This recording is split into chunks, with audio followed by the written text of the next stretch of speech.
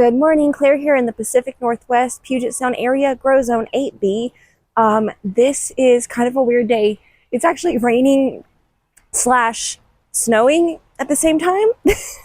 It's not going to stick, I don't think, but I got tricked into thinking that it was spring, or I should say I was more optimistic than I maybe should have been. With that being said, we did a lot of stuff. We're just going to pretend like it's spring. We're not going to let this weather stop us. We've accomplished so much this week. We did some work in the front gardens, and we made a teepee for peas, a PTP or a teepea, teepee. So if you want to stick around, I will show you how I made the teepee for under $40. So come along with me. I will show you some highlights of our week, and then we will get to work. This week has started off like an episode of If You Give a Mouse a Cookie, because if a mom and her son start weeding the garden, then they notice the plants growing out of the cracks of the sidewalk. Then they notice that when they dig, they find gigantic earthworms that are huge coming out of dirt on the sidewalk. So then they decide that they need to scoop all the dirt and the moss off the sidewalk. Then the boy remembers that he has a Cub Scout project and needs those earthworms for a bug farm that he's going to start. So then his mom starts saving them for him, and he goes and gets some jars. And then they find a roly-poly and some centipedes and start their collection. Then the mom decides that some wood chips would look great in that garden bed. But then their garden gate breaks again, so they try to fix it. Then after a lot of collaboration and a lot of nails, they actually get it fixed for now. Then the mom can get back to trimming some scraggly things, and then finally putting some wood chips around the plants and beautifying that bed. Only for it to start hailing on the mom while she's doing this project. But she gets it done, and she moves on to the next strenuous project. So this project has been on the to-do list for about a year.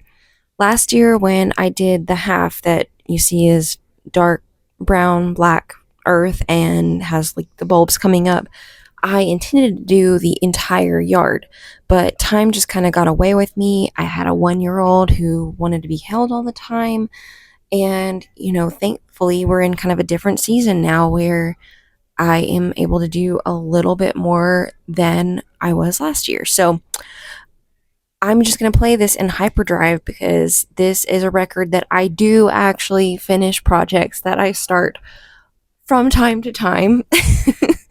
If it doesn't happen immediately, it will happen eventually.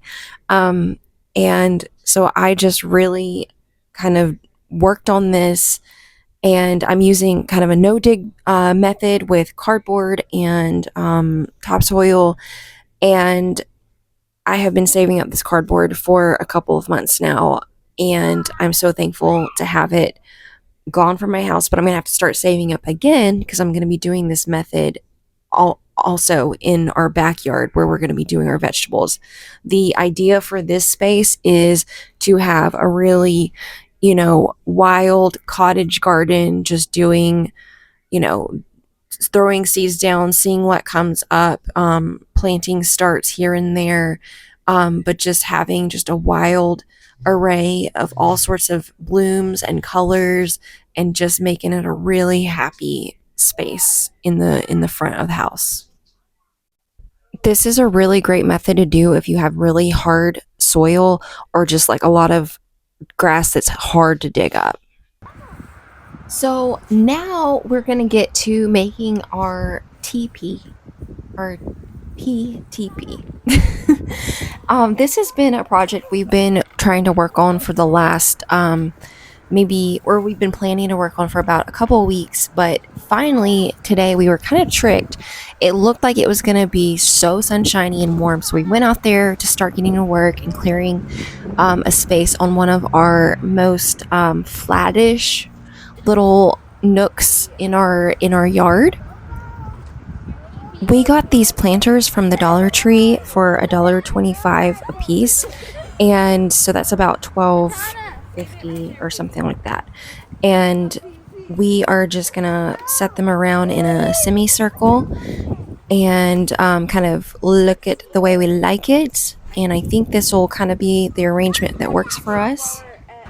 These planters were not the sturdiest, so I took some of these rocks from my front garden to try to kill two birds with one stone. Ha ha ha, pun intended, because I have been wanting to get rid of these rocks and kind of weighted it down and increase maybe some drainage. That's my theory anyway. Then we got this organic dirt for raised beds and just filled up all of our pots to the brim.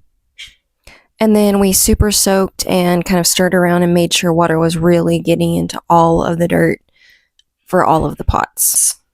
And then we got these bamboo dowels from Lowe's and just kind of stuck them in there so they would kind of lean forward, and we're going to connect them with twine. These were for a set of six, $8. So we got two sets, so that was about $16.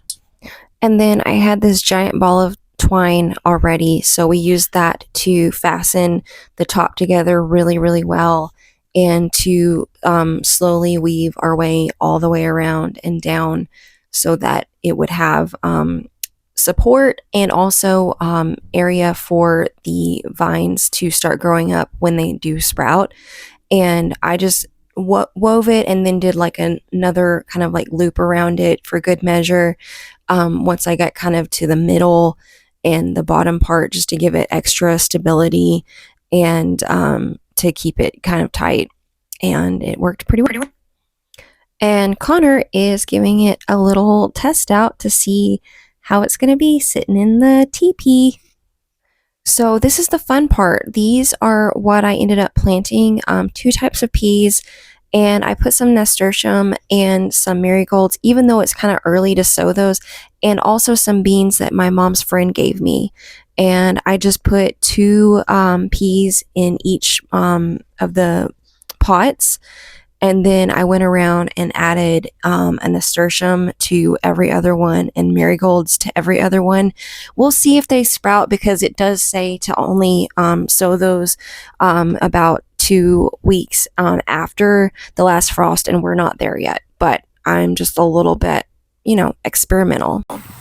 And then you go around and give every one of your little pots another good drink of water before you leave it to do its magic.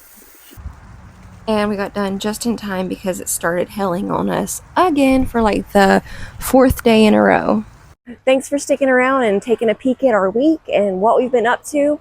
And I hope you come back to check out our teepee when it starts to grow and get full. That'll probably be weeks, maybe months from now, but I will show you the progress along the way. With that being said, I hope you guys have a dry, warm, amazing week. I'm gonna go inside now.